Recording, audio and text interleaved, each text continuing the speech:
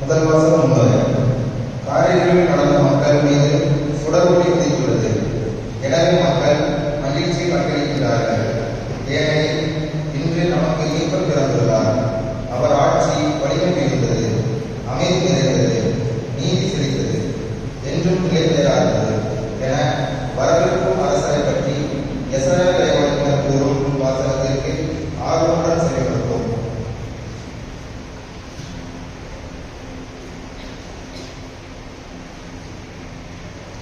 ஓர் ஆண்மகவு நமக்கு தரப்பட்டுள்ளார்.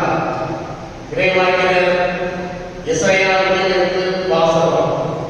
அதிகாரம் 9 இறைவார்த்தைகள் 2, 4 மற்றும் 6, 7 உடைய. காதோரில் நடந்து வந்த மக்கள் பேரொழியை கண்டார்கள்.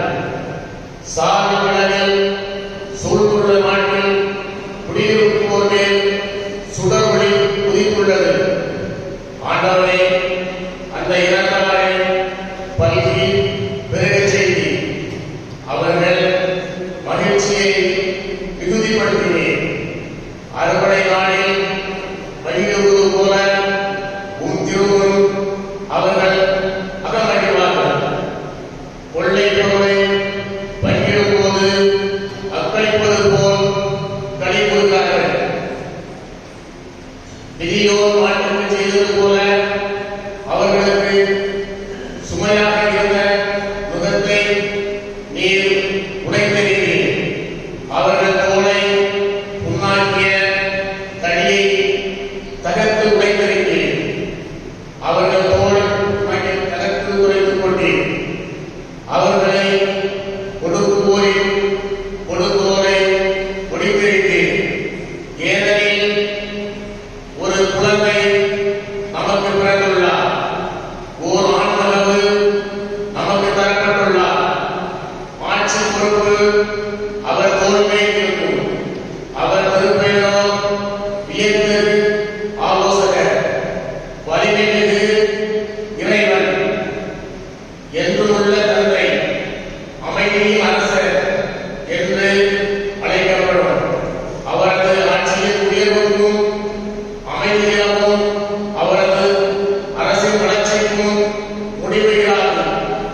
தாவீதின் அரியணையில் அமர்ந்து தாவீதின் அரசை நிலைநாட்டுகிறார். இன்று முதல் என்றென்றும் நீதியோடும் நேர்மையோடும் ஆட்சி புரிந்து அதை நிலைபெறாது உறுதிப்படுத்துவார். படைகளின் ஆண்டவரது பேராலும் இதை செய்து நிறைவேற்றும். ஆண்டவர் வழங்கும் அருள்வாக்கு.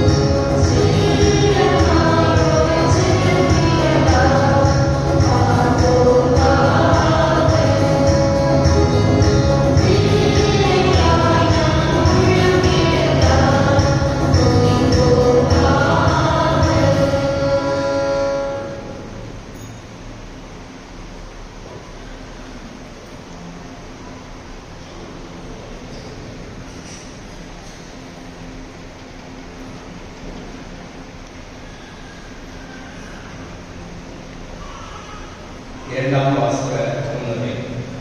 கடவுளின் அருள் நம் மீது பொழியப்பட்டுள்ளது. இவ்வுலகை பலப்படுத்த நாம் தீமையை களைய வேண்டும். ஏனெனில் இயேசுவின் மாட்சி வெளிப்படப் போகிறது. எனவே நாம் நம்மையே தூய்மையாக்க வேண்டும் என அறிவுறுத்தும் இவ்வாசகத்திற்கு செவி கொடுப்போம்.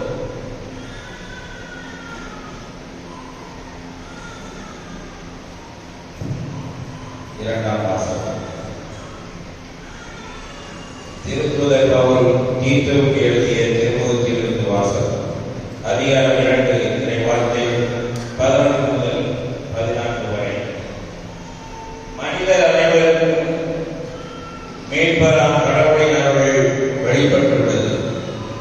நாம் இறைப்பற்றிமையை உலக சார்ந்த தீய நாட்டங்களை மறுத்து கட்டுப்பாட்டுடன் நேர்மையுடன் இறை பற்றுடன் இம்மையில் வாழ இவ்வருளால் பயிற்சி பெறுகிறோம்.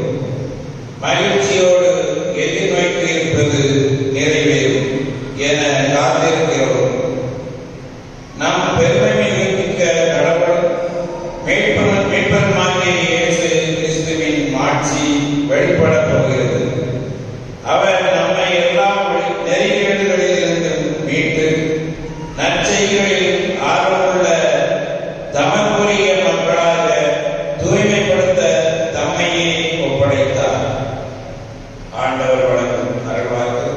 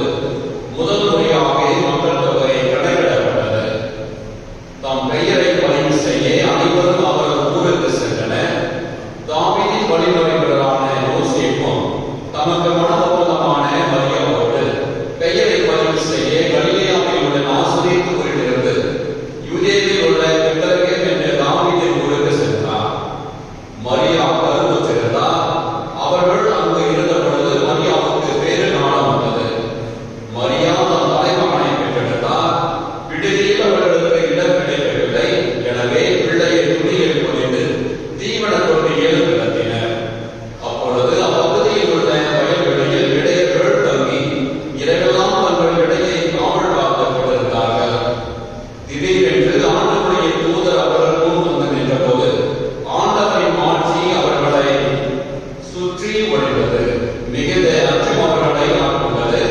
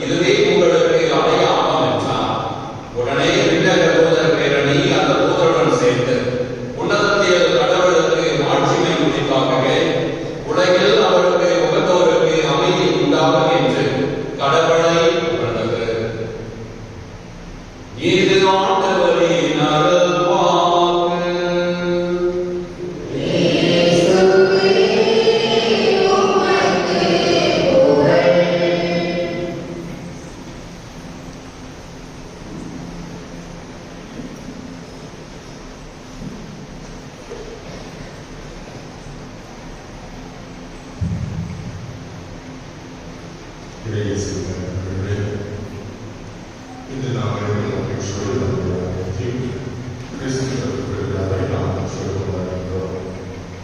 பொதுவாக விழாக்கள் மற்றும் மகிழ்ச்சி அதுவும் பிறந்த போது தனிப்பட்ட விதத்தில் நமக்கு மிகப்பெரிய ஒரு மகிழ்ச்சியாக இருக்கிறது. முன்பெல்லாம் கொண்டாடவில்லை. ஆனால் இப்பொழுது நாம் நம்முடைய பிறந்த நாட்களாக மகிழ்ச்சியோடு நம்முடைய உறவினர்களோடு பெற்றோரோடு இணைந்து நாம் கொண்டாடுவதற்கு மிகுந்த ஆசைப்படுகின்றோம். அது ஒரு மகிழ்ச்சியான தருணமாக நாம் மாற்றிக்கொள்கிறோம். ஏறக்குறைய 2000 ஆண்டுகளாக இந்த உலகம் சென்று நம்மை மீட்ப ஆண்டவர் இயேசுவுக்கு நாம் பிறந்த நாட்களாக கொண்டாடி கொண்டிருக்கிறோம். இந்த பிறந்த நாட்களாக பல்வேறு விதமான அடையாளங்களை நாம் பார்க்கிறோம். கிறிஸ்துமஸ் மரம், குடி, இன்னும் பரிசு பொருட்கள், கிறிஸ்துமஸ் தாத்தா, இன்னும் நம்முடைய உறவினர்களோடு அல்லது மற்றவர்களோடு நம்முடைய மகிழ்வை பயன்படுத்துவதற்கு பல்வேறு விதமான விருந்துகள், கலைஞர்கள், கேள்விகள், பண்டன விளக்குகளால் நம்முடைய இல்லத்தில் நாம் அழைக்கின்றோம், அழைக்கின்றோம், நம்முடைய ஊரையும் இன்று நம்முடைய ஊரில் நாம் அனைவரும் ஒன்றாக இணைந்து மகிழ்ச்சியோடு ஆண்டவர் இயேசுவுக்கு பிறந்த நாள் விழா கொண்டாடி மகிழ்ந்து கொண்டிருக்கிற நேரத்தில் ஒரு கற்பனையாக ஆண்டவர் இயேசு இப்பொழுது இந்த இடத்திற்கு வந்தால் நாம் கொண்டாடுகிற இந்த பிறந்த நாள் விழா அவருக்கு ஒரு அர்த்தம் கொடுக்கிற ஒரு விழாவாக இருக்குமா, அல்லது உண்மையிலே அவர் மகிழ்ச்சியை வெளிப்படுத்துவாரா அல்லது தன்னுடைய ஆதங்கத்தை வெளிப்படுத்துவாரா? ஒரு சாதாரண மாற்றத்தில் ஒரு ஏழை பெற்றோருக்கு ஏழைகளில் ஒருவராக, அதுவும் பிறப்பதற்கு இடமில்லாத ஒரு சூழலில் மாற்றுக்கொள்வதில் பிறக்கிறார். அவரை கிடத்திலிருந்து தனியாக படுக்கை இல்லாத காரணத்தினால் கால்களை உணவு பருந்துகின்ற அந்த தீவிரத்தொழியில் அவர் கிடத்தப்படுகிறார்.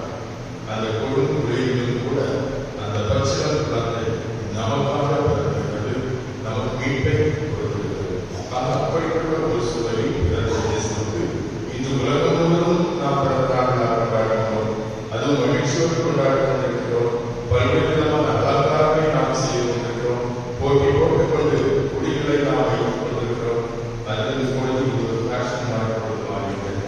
அதுவும் கன்னியாகுமரி மாவட்டத்தை நாம் கொண்டு சொன்னால் அந்த ரோடோரங்களில், சாலை ஓரங்களில், ஏராளமான பங்குகளில் இளைஞர்கள் தாங்கள் பல லட்சங்கள் செலவழித்து குடிகளை உருவாக்கி இந்த ஊருக்கு அல்லது இந்த பங்குக்கு சரைத்த பங்கு நாங்கள் அல்ல என்று சொல்கிற விதத்தில் தங்களுடைய வீண் பெருமைகளை பறைசாற்றும் விதத்தில் இந்த குடிகளை நாம் அமைத்துக் கொண்டிருக்கிறோம். அலங்காரங்களை நாம் செய்து கொண்டிருக்கிறோம். நாம் இப்படிப்பட்ட ஒரு சூழலில் உண்மையிலேயே ஆண்டவர் இப்பொழுது வந்தால் அவர் மகிழ்ச்சியை வெளிப்படுத்துவாரா அல்லது தன்னுடைய ஆதங்கத்தை வெளிப்படுத்துவாரா? இந்த ஆதங்கங்கள் தெரியவில்லை என்று நான் சொல்லுவேன்.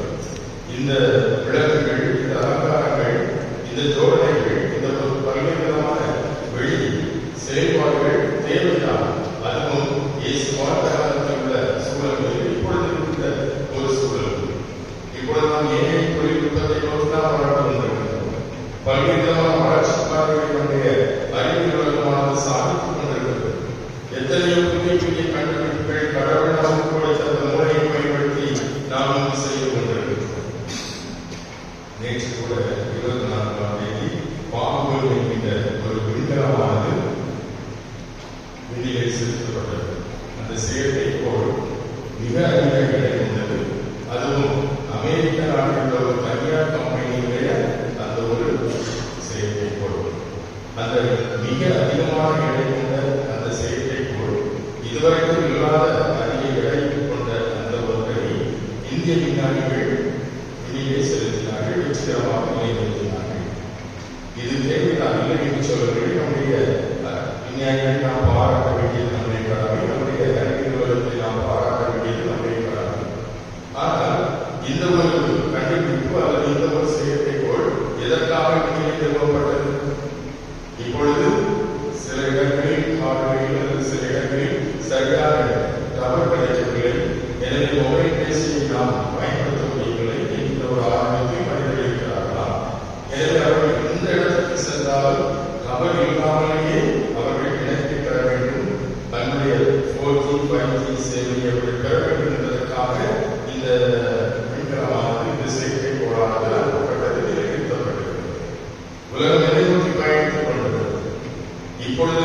எல்லோருடைய கரங்களில் எதற்கோ இல்லையோ, ஜபமாய் இருக்கிறதோ பைபிள் இருக்கிறதோ அதை பற்றி நமக்கு கவலை இல்லை. பல்லிருந்தாலும் செல்வில்லை நிலை இல்லாத ஒரு சூழலில் எல்லோரும் அந்த மொபைல் போனுக்கு அடிமையாகி கொண்டிருக்கிற இந்த நேரத்தில் இன்னும் நம்மை அதிகமாக அடிமைப்படுத்துவதற்காக எல்லா நேரங்களிலும் இணைப்பை நாம் பெற வேண்டும் என்பதற்காக இந்த உலகம் போராடி கொண்டிருக்கிறது. ஆக இப்படிப்பட்ட ஒரு சூழலில் இந்த கொண்டாட்டங்கள் ஓரளவு தெரிந்து நான் இல்லை சொல்லவில்லை.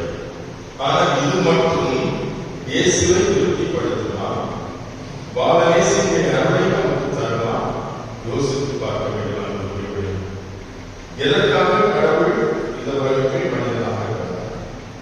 அவர் நினைத்தார் என்று சொன்னால் உலகத்திலிருந்தே நம்ம மீட்டெடுத்திருக்கிறார். ஒரு வார்த்தையில் நம்ம மீட்டெடுத்திருக்கிறார். எதற்காக? இந்த பாவப்பட்ட மனித இனத்தில் ஒரு மனிதனாக பிறக்க வேண்டும், அதுவும் ஒரு ஏழை குடும்பத்தில் ஒரு ஏழை பெற்றோருக்கு மகனாக பிறக்க வேண்டும் என்று சொல்லி கடவுள் ஏன் திருமணம் படுகிறார்? இந்த ஒரு சந்தேகம் நம்மை பலருக்கு கூட அவ்வப்போது எழுதுண்டு. அவர் நினைத்தால் எல்லோரையும் மகிழ்ச்சியாக எப்பொழுதும் எல்லாம் கிடைக்கின்ற ஒரு சமூகமாக சமுதாயமாக அவர் முன்னெடுத்து இருந்து கொண்டே நம் அனைவரையும் மீட்டெடுத்திருக்க முடியும். எல்லோரும் நல்லவர்கள் என்ற ஒரே நிலையை ஏற்படுத்தியிருக்க முடியும்.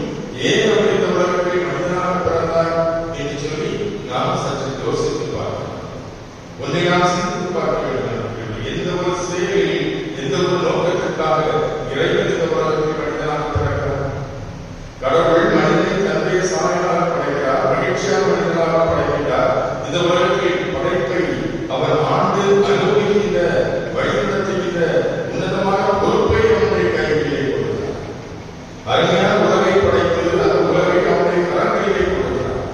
ஆனால் மனிதன் நான்கோணித்தனமாக வாழ்ந்த காரணத்தினால் பாவம் இந்த உலகத்தில் தலை தோன்றுகின்றது. பாவத்தின் விளைவாக மனிதனுக்கு தண்டனை கிடைக்கிறது. அந்த தண்டனையிலிருந்து மனிதனை மீட்டெடுக்க வேண்டும் என்று சொல்லி கடவுள் திட்டம் தெரிவித்தார். எனவேதான் இந்த உலகத்தில் எந்த பெரிய மனிதனுடைய பிறப்புமே முன்னறிவிக்கப்படவில்லை.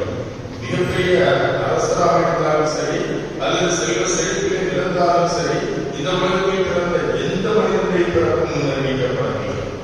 ஆனால் இந்த உலகத்தில் மனிதனாக பிறந்த ஒரே ஒருவருக்கு மட்டும், அதுவும் கடவுள் இந்த உலகத்தில் மனிதனாக பிறக்கிறது, அவருடைய பிறப்பாக முன்னறிவிக்கப்பட்டது. இந்த முன்னறிவிப்பு எந்த ஒரு சூழலில் எப்பொழுது முதன்முதலாக மனிதனுக்கு கொடுக்கப்படுகிறது? அவன் பாவம் செய்தால் அதன் விளைவாக மகிழ்ச்சி இழக்கிறான்.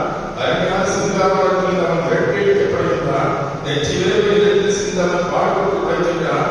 தண்டனை அனுபவிக்கிறான், கஷ்டத்தை அனுபவிக்கிறான், பல்வேறு துன்பங்களை அவன் அனுபவிக்கிறான். இப்படிப்பட்ட மனிதனை மீட்டெடுக்க வேண்டும் என்பதற்காக கன்னி கருவுற்று ஒரு மகனை பெற்றெடுப்பார். அவர் இம்மானுவேல் என்று அழைக்கப்படுவார். இம்மானுவேல் என்று சொன்னால் கடவுள் நம்மோடு இருக்கிறார்.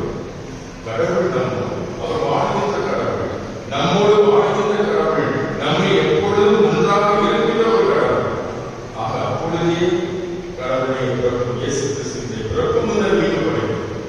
அதற்கு பல்வேறு இறைவாக்குகள் வழியாக கடைசி திருமண யோவான் வழியாகவும் அறிவிக்கப்படுகிறது. ஆக இயேசு கிறிஸ்துவின் பிறப்பானது பல்வேறு சூழலில் பல்வேறு இறைவாக்குகள் வழியாக அறிவிக்கப்படுகிறது. அந்த பிறந்த குழந்தை இயேசுவை திருமண யோவான் ஒரு குறிப்பிட்ட வயதில் சுட்டி காட்டுகிறார்.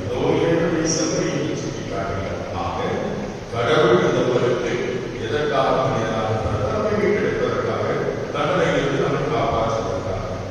சரி, அப்படி என்று சொன்னால் மீண்டும் அதே கேள்வி நமக்கு வருகிறது. அவர் உலகத்திலிருந்து நம்முடைய தண்டனையை கொடுத்திருக்க முடியாதா? நம்மை மீட்டெடுத்திருக்க முடியாதா?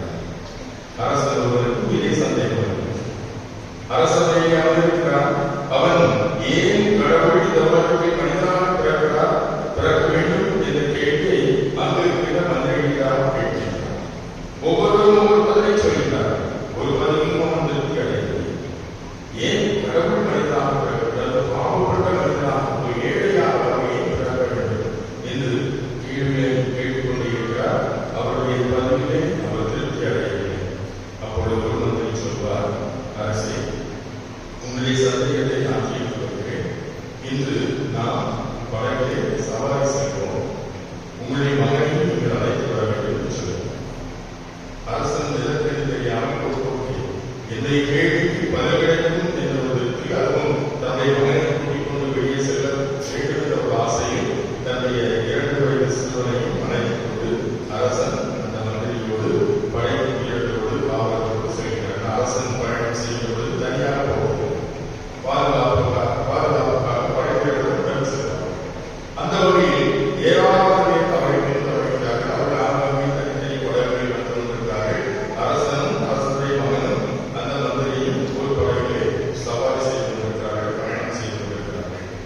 இவ்வாறு அது நடு ஆட்சியை சென்று கொண்டிருக்கின்ற பொழுது எல்லா படைகளும் சுற்றிலும் அவர்களுக்கு பாதுகாப்பாக வந்து கொண்டிருக்க அந்த ஒரு நேரத்தில் திடீரென்று மந்திரி அந்த 2 வயது சிறுவனை தனிக்கப்பட்டார்.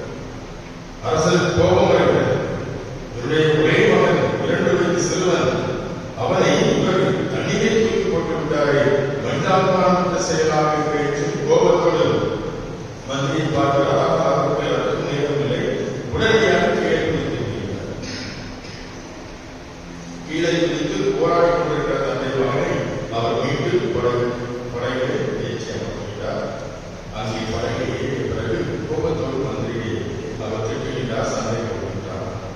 அப்பொழுது மந்திரி சிரித்துக் கொண்டே சொன்னார், உங்களுடைய பாதுகாப்புக்காக, உங்களுடைய மகனுடைய பாதுகாப்புக்காக இத்தனை படைகள் வந்து கொண்டிருக்கிறார்கள்.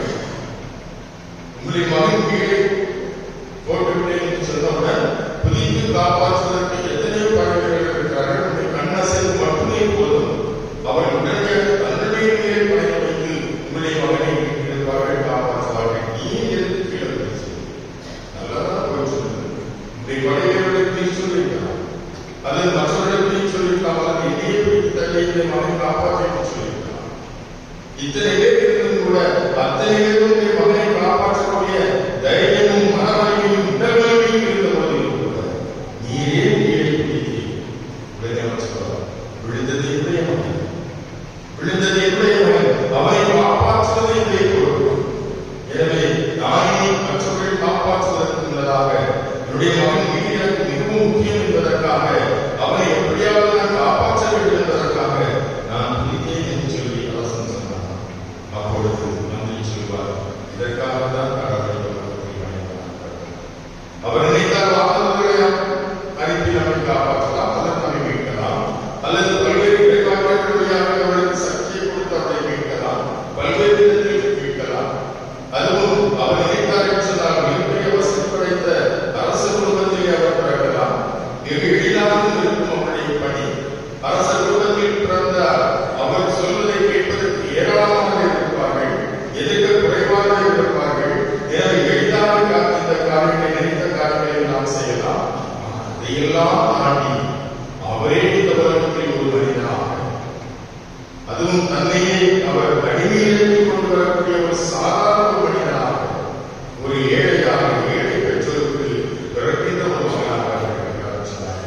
ஒவ்வொரு மனிதனுடைய கடைபெற்று மக்களுடைய அந்த துன்பங்களையும் கஷ்டங்களையும் வேதனைகளையும் நிர்ணயித்து புரிந்து கொள்ள வேண்டும் என்பதற்காக, புரிந்தால்தான் அந்த மனிதரை உண்மையாக மீட்டெடுக்க முடியும். அப்பொழுதுதான் இந்த மீட்பிலே அவர்கள் உண்மையாக பங்கெடுப்பார்கள். மீட்பை உண்மையிலேயே அவர்கள் அதை உண்மையை அவர்கள் சொல்லி நம்புவார்கள் என்பதற்காகத்தான் கடவுளின் உலகத்தில் ஒரு சாதாரண மனிதனாக நண்பர்கள் இது நாம் நீங்களும் இந்த ஒரு பிறப்பை நாம் பெற வேண்டும். மாற்றுவதில் நிச்சயமாக மருத்துவமனையில் அல்லது வீடுகளில் நாம் பெற வேண்டும், அல்லது போராட அவசரத்தில் ஆக்கப்படும்.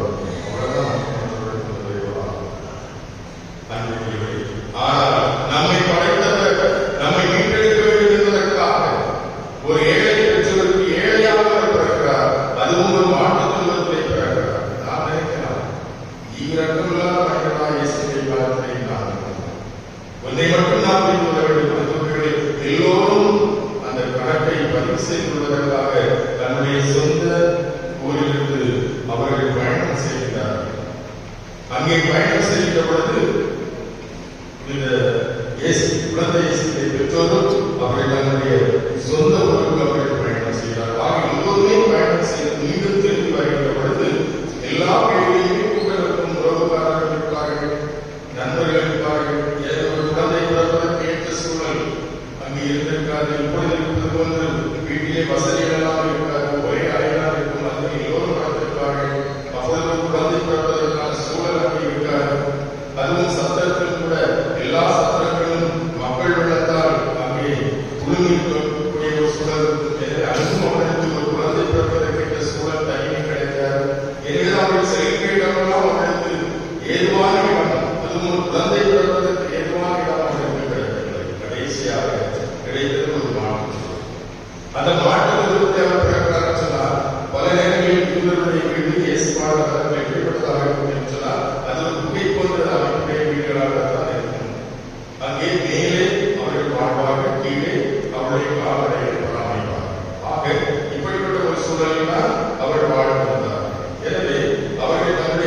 மாடுகளுக்கு இடம் கொடுத்தார்கள். வீடுகள் நிரம்பி வைத்த ஒரு காரணத்தினால், வேறு இடமில்லாத ஒரு சூழலினால் அவர்களுக்கு அங்கீகாரம் கொடுக்கிறார்கள். ஆக வழி இல்லாமல், வசதிகள் சரியாக இல்லாத காரணத்தினால் அவர்கள் அப்படிப்பட்ட ஒரு செயலை செய்கிறார்கள். ஆனால் அதிலும் ஒரு அர்த்தம் நமக்கு கிடைக்கிறது. பிறந்த இயேசு நமக்காக பிறந்திருக்கிறார், ஏழைகளுக்காக பிறந்திருக்கிறார், ஒடுக்கப்பட்டவர்களுக்காக பிறந்திருக்கிறார் என்பதை சுட்டிக்காட்டுவதற்காகவும், அதிலும் சிறப்பாக இயேசு எங்கே கிடத்தப்படுகிறார்? ஜீவன தொட்டியில் கிடத்தப்படுகிறார். அங்கே இந்த இயேசு எப்படிப்பட்ட ஒரு இறப்பையும் சந்திக்க போகிறார், எப்படிப்பட்ட ஒரு வாழ்வை இந்த உலகத்திற்கு அவர் எடுத்துக்காட்டப் போகிறார் என்பதை நம்மை சுட்டிக்காட்டப்படுகிறது. ஜீவன தொட்டியில் கால்நடைகளுக்காக உணவு வைக்கப்படும். இங்கே ஜீவன தொட்டியில் குழந்தை இயேசு கிடத்தப்படுகிறார். அவர் உணவாக இங்கே கிடத்தப்படுகிறார். யாருக்கு உணவாக? நமக்கு உணவாக. எதற்கு நமக்கு உணவாக? நாம் அனைவரும் மீட்கப்பட வேண்டும் என்பதற்காக, வாழ்வை கற்றுக்கொள்ள வேண்டும் என்பதற்காக, கடவுளை நாம் நம்மளாக மாற்றிக்கொள்ள வேண்டும் என்பதற்காக, நம்முடைய பாவங்களை நாம் கழுவப்பட வேண்டும் என்பதற்காக அங்கேயே நற்கருணை உருவாக்கப்படுகிறது. பிறந்த குழந்தை சாதாரண குழந்தை அல்ல, நமக்காக மறிக்கப் போகிற குழந்தை, நமக்காக உணவாக போகிற குழந்தை. ஜீவன தொட்டியில் கிடத்தப்பட்ட இந்த குழந்தை நாம் உண்ண வேண்டும், அவருடைய உடலை நாம் உண்ண வேண்டும். அது நமக்கு சக்தியை கொடுக்கும், நம்முடைய பாவங்களை கழுவும், நம்மை உன்னதமான ஒரு நிலைக்கு உருவாக்கும் என்பதுதான் இந்த கிறிஸ்தவ நமக்கு சுட்டிக்காட்டுகிற உண்மையாக இருக்கிறது. ஆக இந்த வெளி அடையாளத்தையே நான் இல்லை சொல்லவில்லை. ஆனால் அதையும் தாண்டி உண்மையிலேயே இயேசு நம்மை பார்த்து நம்மை பாராட்ட வேண்டும் என்று சொன்னால், அவர் வெளிப்பட வேண்டும் என்று சொன்னார். நம்முடைய வாழ்வு இயேசு உகந்த ஒரு வாழ்வாக இருக்க வேண்டும். நாம் முன்னெடுத்து செல்கிற எல்லா நிலைகளிலும் இயேசு பிரதிபலிக்கப்பட வேண்டும். வாழ்வது இயேசு நிலையை வாழ்கிறார் என்று நான் சுட்டிக்காட்டிய விதத்தில் என்னுடைய வாழ்க்கையாக எல்லோருக்கும் உதாரணமான ஒரு வாழ்க்கையாக மாற வேண்டும். இதைத்தான் அந்த இயேசு நம்மளுடைய நம்முடைய வாழ்க்கை நாம் சற்று சிந்தித்து பார்க்கணும். உண்மையிலேயே இயேசு கொண்டு வந்த மீட்பை நாம் பெற்றிருக்கிறோமா? நம்முடைய குடும்பத்தில் நாம் பெற்றிருக்கிறோமா? யோசித்து பார்ப்போம். குழந்தை இயேசு நம்மிடம் எதிர்பார்க்கிறார். அவரை போன்று நாம் பெற்றோருக்கும் சமூகத்துக்கும் கீழ்ப்பிடித்தல் உள்ளவர்களாக, பெரியவர்களை மதித்து நடக்கக்கூடியவர்களாக, மற்றவர்களுக்கு முன்மாதிரியான ஒரு வாழ்க்கை வாழக்கூடியவர்களாக, ஓரளவுக்கு பிறகு உதவி செய்யக்கூடியவர்களாக, பிறருடைய வாழ்க்கையை புரிந்து கொண்டு ஏற்றுக்கொண்டு அவர்களை அன்பு செய்யக்கூடிய அந்த நல்லது வாழ்க்கை, உன்னதமான ஒரு வாழ்க்கை நாம் வாழ வேண்டும் என்பதற்காக அவர் நாம் பிறந்தார். அதைத்தான் நம்முடைய பிறந்த குழந்தை இயேசு நம்முடைய இல்லங்களிலும் நம்முடைய இதயங்களிலும் பிறக்க வேண்டும் என்று சொன்னார். அந்த பிஞ்சு கரங்களால் நம்மை நிறைவாக ஆசீர்வதிக்க வேண்டும் என்று சொன்னார். அவர் கொண்டு வந்த அந்த மீட்பை நம்முடைய வாழ்வாக மாற்றுவோம். அந்த வாழ்வு உணர்த்துகின்ற அன்பை நம்முடைய வாழ்க்கையை பெறுகிறோம். அதற்காக தொடர்ந்து இந்த திருப்பலியில் குழந்தை இயேசுடன் நாம் மன்றாடுவோம்.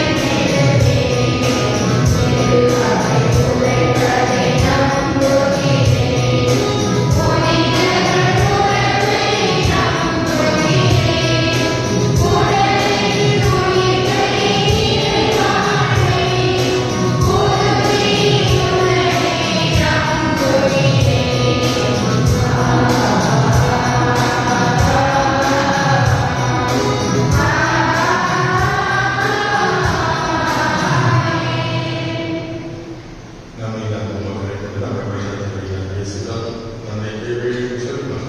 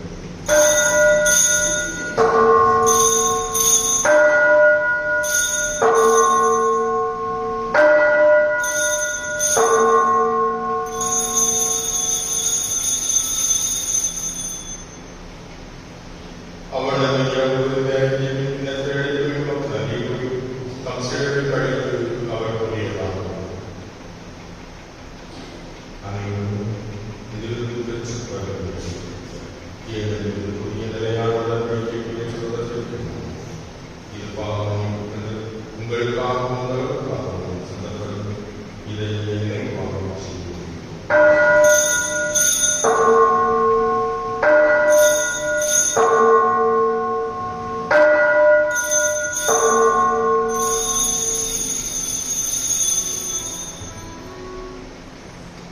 நம்பிக்கையின் மறைபொருள்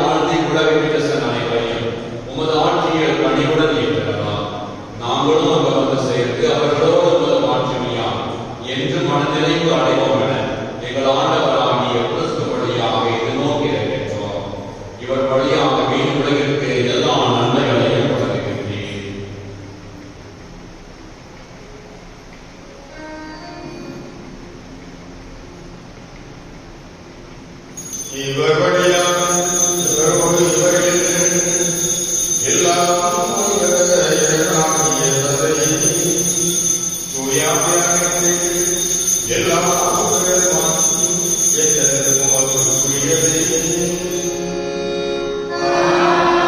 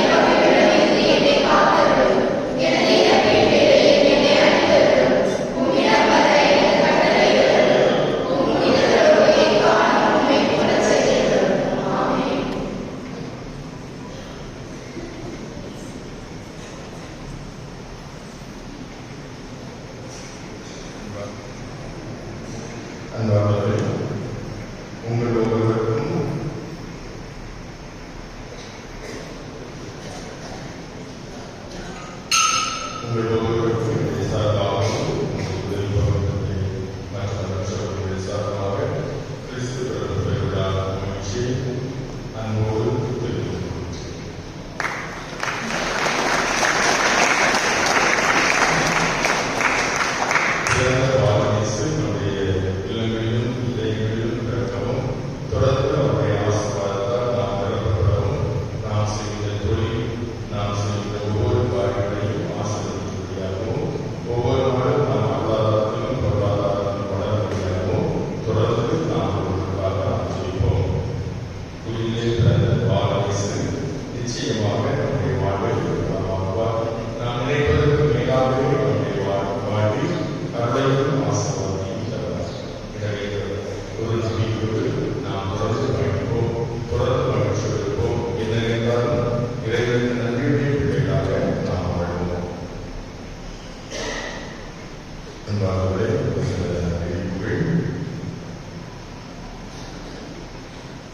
இன்று மாலை 6 மணிக்கு பாலநேசனுடைய அந்த சுருப பவனியும் அதனைத் தொடர்ந்து நற்கருணை ஆசிரியரும் நடக்கும்.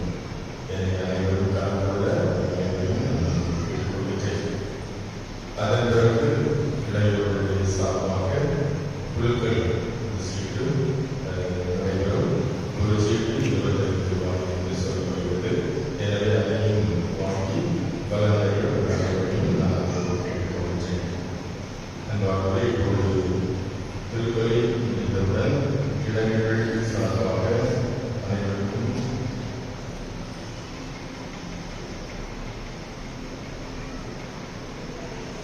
அனைவருக்கும் கேக் வழங்கப்படுகிறது. அனைத்து டான்ஸ்காஸ் சார்பாக இந்த கேக்கானது கொடுக்கப்படுகிறது. அன்பாகவே அதிசயமான மாதத்திற்கெல்லாம் மற்றும் நம்முடைய பங்கு ஆணையர்கள ஸ்டாஃப் அமைத்தது மற்றும் குடியில் அமைத்தது நம்முடைய டான்ஸ்காஸ் சார்ந்த இளைஞர்கள் தேவையாளர்களுக்கு நம்முடைய பாராட்டை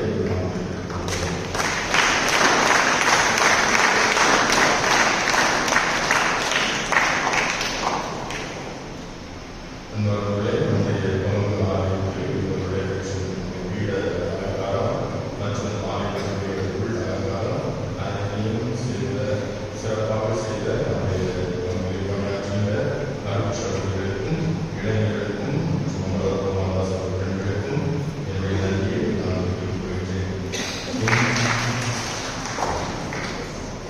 இந்த மாலை நடைபெறுகின்ற குழுக்கள் போட்டியானது நம்முடைய டான்ஸ்காஸ் சபை சார்பாக நடத்தப்படுவதையும் நான் தெரிவித்துக் கொள்கிறேன். அன்பாளர்களை பெருங்குட சபைகளுக்கான அந்த நவநாள் நடைபெற்று கொண்டிருக்கிறது. ஏதாவது திருவிழாவில் 28ஆம் தேதி திருக்குறள் சபை திருவிழா. எனவே திருவிழாவை முன்னிட்டு வருகின்ற சனிக்கிழமை மாலை 5:30 மணிக்கு ஜெபமாகியும் அதனைத் தொடர்ந்து மாலை ஆராதனையும் நடைபெறும்.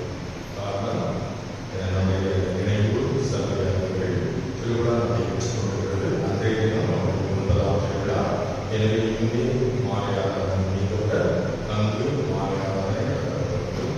எனவே சரியாக 5:30 மணிக்கு ஜெபமாலையை ஆரம்பித்து திருப்பலி 6 மணிக்கு நடைபெற முழு மாலை ஆராதனை நடைபெற முழு ஒத்துழைப்பை நான் கேட்டுக்கொள்கிறேன். 28ஆம் தேதி காலையில் நம்முடைய சபையாளர்கள் திருவிழா நடைபெற இருப்பதால் அன்று காலை நம்முடைய ஆலயத்தில் திருப்பலி நடைபெறாது. மாலை 6 மணிக்கு ஜெபமாலையும் அதனைத் தொடர்ந்து திருக்குடும்ப சபையினரால் திருவிழா திருப்பலியும் ஞாயிறு திருப்பலியும் நடைபெறும். எனவே மாலை நடைபெறுகிற திருப்பலி அனைத்து கலந்து அன்போடு நான் கேட்டுக்கொள்கிறேன். அன்பாளர்களே, நம்முடைய பங்கிலிருந்து நடைபெற்ற அளவில் வினா போட்டிகள் நடைபெற்றது. எனவே இந்த வினா போட்டிகளில் பரிசு பெற்றவர்கள் டி. மரியதாஸ் அவர்கள் அனைவரும் நம்முடைய உதவியாக தந்தையிடமிருந்து பரிசனை பெற்றுக்கொள்ள அனுமதிக்கிறேன். D. Mariyadas Jagan, A. Sagaya Meena, S. Sagaya Reshma, A. Yamuna Mary, S. Yasmi, A. Francis Martina, P. Denis Mary அவர்களுக்கு என்னுடைய நன்றியை